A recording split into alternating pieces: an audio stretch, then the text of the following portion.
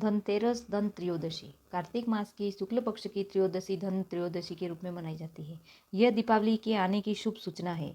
इस दिन धनतरी के पूजन का विधान है। कहते हैं कि इस दिन धनतरी वेद समुद्र से अमृत कलश लेकर आए थे, इसलिए धनतेरस को धनतरी जयंती भी कहते हैं। इस दिन घर में टूटे फूटे पुराने बर्तनों के बदले नए बर्तन खरीदे जाते हैं। इस दिन चांदी के बर्तन खरीदना अत्यधिक शुभ माना जाता है। इस दिन वैदिक देवता यमराज का भी पूजन किया जाता है। यम के लिए आटे का दीपक बनाकर घर के द्वार पर रखा जाता है।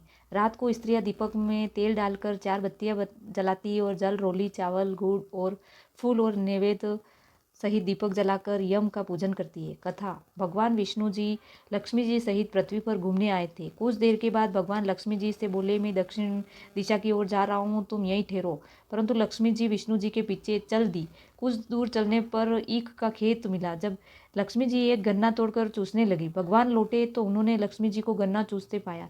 इस पर क्रोधित होकर उन्होंने श्राप दिया कि तुम जिस किसान का यह खेत है, उसने यहाँ पर 12 वर्ष तक उसकी सेवा करो। विष्णु भगवान क्षीण सागर लौट गए तथा लक्ष्मी जी किसान के यहाँ रहकर उसे धन धान्य से पूर्ण कर दिया। 12 वर्ष पश्चात लक्ष्मी जी भगवान विष्णु के पास जाने के लिए तैयार हो गई, परंतु किसान ने उन्हें जाने नहीं दिया। भगवान लक्ष्मी जी को बुलाने आए, परंतु किसान ने रोक लिया। तब विष्णु भगवान बोले, तुम परिवार सहित गंगा स्नान करने जाओ और इन कौड़ियों को भी गंगा जल से छोड़ देना, तब तक मैं यहीं रहूंगा।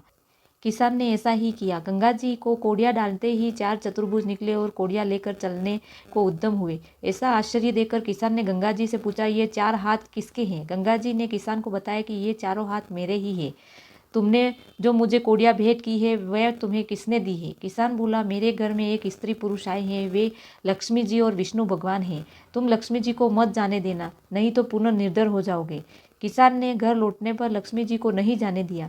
तब भगवान ने किसान को समझाया कि मेरे श्राप के कारण लक्ष्मी जी तुम्हारे यहाँ 12 वर्ष से तुम्हारी सेवा कर रही है। फिर लक्ष्मी चंचल है, इन्हें बड़े बड़े नहीं रोक सके, तुम हट मत करो। फिर लक्ष्मी जी बोले, हे किसान, यदि तुम मुझे रोकना चाहते हो तो कल धनतेरस है, तुम अपना घर स्वच्छ रखना, रात्रि में घी का दीपक जलाकर रखना, मैं तुम्हारे घर आऊँगी। तुम उस समय मेरी पूजा करना, परंतु मैं अदृश्य रहूंगी। किसान ने लक्ष्मी जी की बात मान ली और लक्ष्मी जी द्वारा बताई गई विधि से पूजा की। उसका घर धन्य धान से भर गया। इस प्रकार किसान प्रतिवर्ष लक्ष्मी जी को पूजने लगा तथा अन्य लोगों को भी उसका पूजन करने का तरीका बताया। यमराज एक बार यमदूतों ने यमराज को बताया कि महाराज अकाल मृत्यु के सहारे मन की परिच जाते हैं। यमराज ने दरिद्र होकर कहा, क्या किया जाए? विधान की मर्यादा हेतु हमें ऐसा अप्रिय कार्य करना पड़ता है। यमराज ने अकाल मृत्यु से बचने का उपाय बताते हुए कहा, धनतेरस के पूजन एवं दीपदान को विधि पूर्वक अर्पण करने से अकाल मृत्यु से छुटकारा मिल सकता है। जहाँ जहाँ जिस घर में यह पूजन होता है, वहाँ अकाल मृत्यु का भय नहीं रहता। इसी घटना को धनतेरस के दिन धनवंतरि पूजन सहित यमराज को दीपदान की प्रथा का प्रचलन हुआ। जय लक्ष्मी माता।